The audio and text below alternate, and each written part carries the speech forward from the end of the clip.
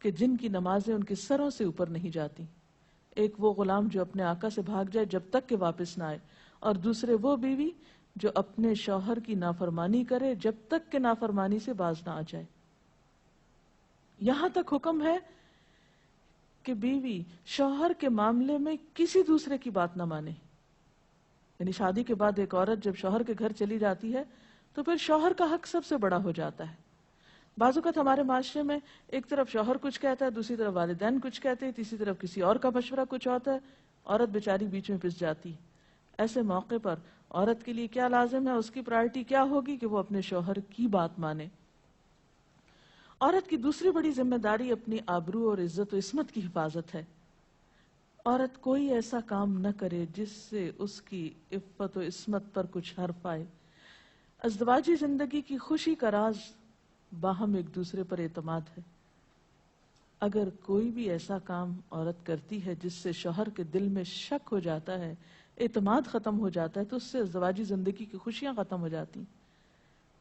یہ اعتماد بے حد ضروری ہے، اور اس کے لیے اپنی عزت عصمت کی خصوصی حفاظت.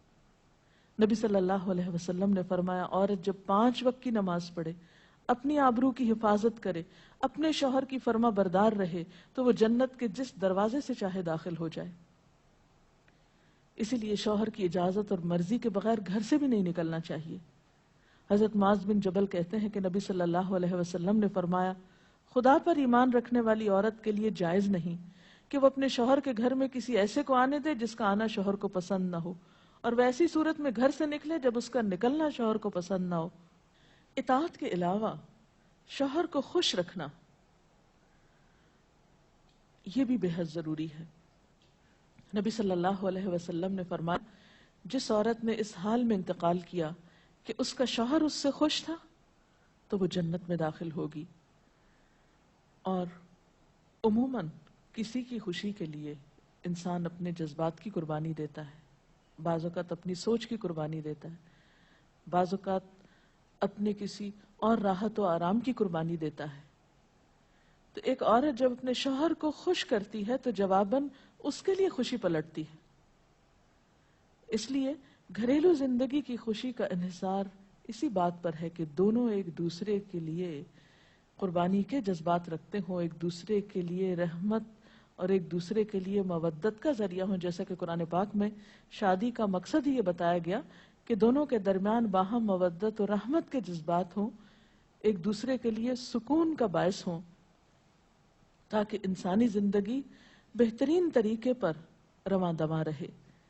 اسی طرح شوہر سے محبت کا اظہار کرنا، اس کے ساتھ وفادار رہنا، اس کا احسان ماننا، یہ بھی بے حد ضروری ہے.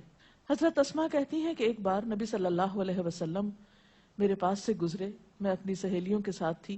آپ نے ہمیں سلام کیا اور ارشاد فرمایا، تم پر جن کا احسان ہے ان کی ناشکری سے بچو.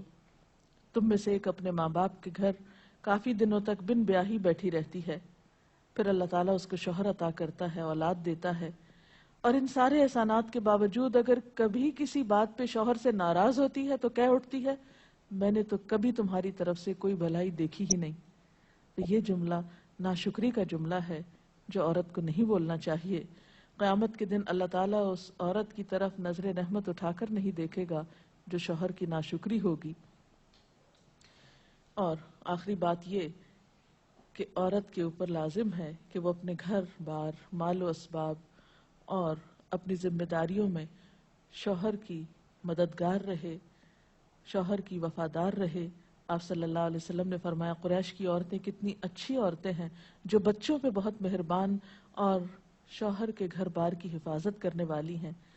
آپ صلی اللہ علیہ وسلم نے ایک اچھی عورت کی خوبیاں بیان کرتے ہوئے فرمایا، مومن کے لیے خوف خدا کے بعد سب سے مفید اور باعث خیر نعمت نیک بیوی ہے. اور نیک بیوی کون؟